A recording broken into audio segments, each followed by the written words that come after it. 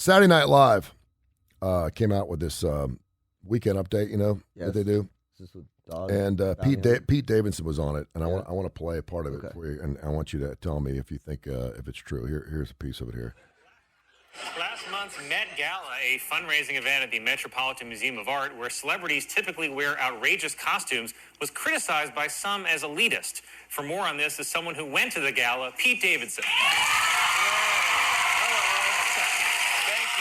Thank you, Colin. Colin, how did you enjoy the Met? Oh, I actually didn't go this year. Really? So wait, this isn't you? Who was I talking to all night? Did you have fun at the gala? Oh, it was amazing. It was amazing. I got to go to the coolest event of the year, and I can now say I've been in a museum.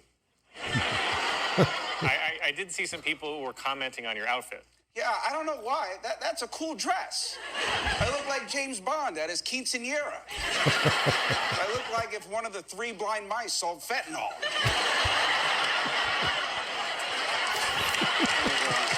Thank you. Oh, don't do that. No. But the truth is, I already wear a dress or paint my nails sometimes just because I love making my uncles uncomfortable. Yeah, well, what do they think of the outfit? Well, when my Uncle Steve saw it, he was like, hey, I don't get it, but whatever makes you happy. All right? You're still welcome in my house. I'll just put the seat down when you're over. So he's afraid people will think you're gay, or? Yeah, just because I wore a dress. Meanwhile, here's him at my age. That's my uncle, who's worried I looked gay. Meanwhile, he grew up in the 80s, which is somehow the gayest and the most homophobic generation of all time. All the songs were like about the boys and how they're back in town. Also, his favorite movie is Top Gun. It's as close to a movie about men being in love with each other as like the 80s allowed. It's like Brokeback in the Sky.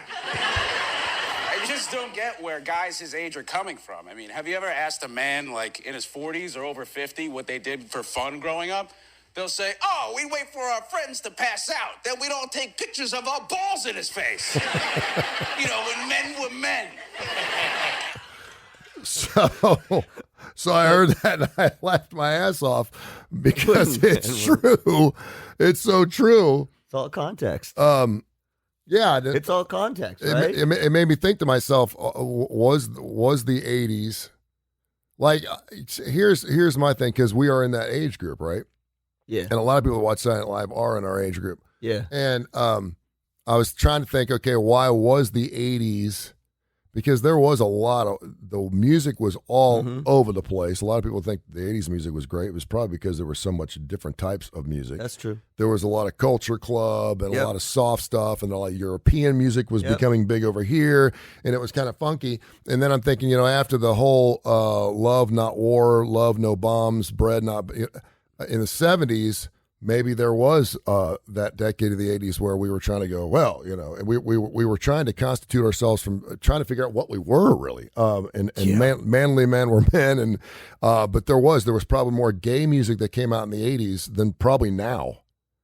A lot of, Rough Boys, there was a lot of music that came out from classic rockers that had a lot of Judas Priest. A lot of rockers came out in the 80s. Well, I mean, I think, so but the balls in the face thing was hilarious because I'm thinking to myself, again. You're going to ask me if I've ever done that? No, I've never done that. Do you want me to ask you? We would start with stacking cups. If someone passed out in a bar, we'd stack cups in their head and take pictures. And then again, this is before we had cell phones, right? Yeah, because then you had to get. I just remember the dude down at the Crystals down in New Orleans that caught hell for sticking it out and sticking it in some guy's ear, and that became like a felony or something. Yeah. Dude passed out and was like, I'm not saying we used to do that every weekend, but it happened. But that was an 80s thing. And your point is? Now it's like. Well, I mean, I think, listen, so also the 80s, late 70s and 80s were when the AIDS epidemic was coming out. Yeah. Right? So I think you do have, I mean, I don't know, it's interesting. Were we were trying to find out who we were sexually in the 80s? No, that was in the 70s.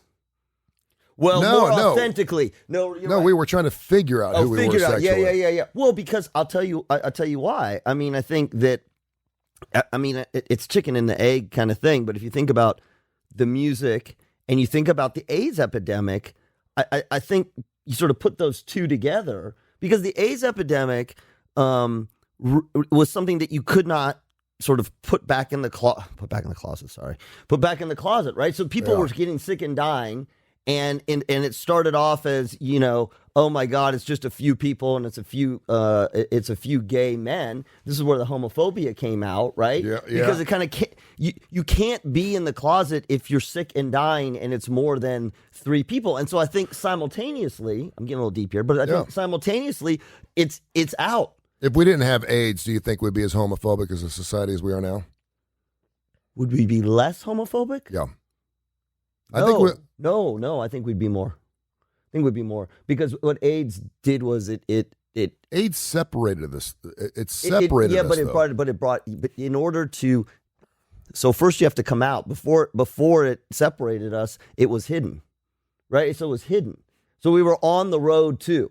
AIDS was the thing that said, look, AIDS said 2 things. First of all, it said that homosexual people exist and they're sick and they're dying. That was number 1. Number 2, as we learned with Magic Johnson and others, this is some serious shit, and it's not just for people who are gay. But I think, primarily, not just. Yeah. No, I mean heterosexual and unprotected sex and particularly in the African American community. But I guess my point is, it's sort of it was a horrific way to bring everything out of the closet. I think the music, what's interesting to me about music is I think Judas Priest is a great example. It's almost this secret way of putting messages out there. Right? If you think about the music, think about some of the music in the 80s. How many people, we talked about this with the Village People, right? That was the late 70s. Yeah. But how many people do you think listened to these songs, just percentage-wise, and really didn't have any idea that there were homosexual undertones to it? I think a bunch. I think a ton of people. Oh no, I agree with that. I mean, not all songs. No, I mean the music. If the song's good, the song's good. Right. It didn't really matter what they look like, because no. I'm talking about the lyrics. I don't mean what they look like. I know, but I mean, I see you don't even like. Again, Rough Boys is one of my favorite tunes from Pete Townsend, and I would listen to the words. I go, wow, right. We never knew Elton John. I mean, yes. I never knew Elton John was gay. That's exactly. I didn't. Yeah. I had no Liberace, probably Barry Manilow, probably, but I didn't know David Bowie was into men. I didn't know Mick Jagger had slept with men. Yep. I didn't know any of those things. I figured it was rock and roll and things were going to happen, is what I thought. But I do think at the beginning of the 80s, because you had the glam bands come in. That's exactly. Remember, because, you had Kiss doing it in the 70s with makeup, but it was Kiss, it was cool, and we knew that's about as masculine as it get. There was fire and spitting and long tongues, and it was just sex. The glam, yeah. And then the hair bands and the whole glam, the makeup, the Poison, Def Leppard to an extent. Anyone that had a really long woman-like hair started wearing makeup and stuff. Bon Jovi. But at the same time, you didn't, right? So it's like we got more comfortable with who we wanted to be. Yes, and there was, to use your terrible, blurred lines, right? Because you had the hair bands, and you had the culture clubs, and you had the Frankie Goes to Hollywood, and you had all that, and then you got to this point, even like REM, and you got to this point where if you're homophobic, you were starting to go, oh, they're gay. That's a gay band. That's a gay band. And then you're like, well, wait, Def Leppard? No, they can't be, because. And so to me, what it did was it brought it all forward and said, look, be careful. Be careful who you're calling, who you think is gay and who you don't, because you don't know. See, I never cared. I never cared. I never thought about it. I never thought about whether a band was gay or not. But that's you. It didn't. But that's you. Well, but I was in the middle of it. I was playing it. No. But what I'm saying is that's you personally. When Poison came out, they just rocked, and so I didn't care what they looked like or what their sexual preference was. I knew David Bowie did some really bizarre things, but I loved his music, and so, and again, I'm pretty accepting of that. But I don't know anyone that would not go to a David Bowie concert because they thought he was gay. I mean, look at Elton John concerts. Yeah, Elton John's music stands the test of time. We don't play a lot of it here because it's a little slow, but for the most part, It's kind of like so we were accepting of Elton John. That's the irony is we were accepting of Elton people John. that are homophobic still love Elton John. Well, that's the whole. They don't love it. They love his music. They may not go to a Cher concert. They love his music. Exactly. And and I think that's, to me, that's the sad part. I mean, listen, one of the things I think, and this is, in part because I have a gay brother and my son is gay. Imagine, and I say this to people all the time, imagine you were trying to meet somebody and, romantically, you're dating.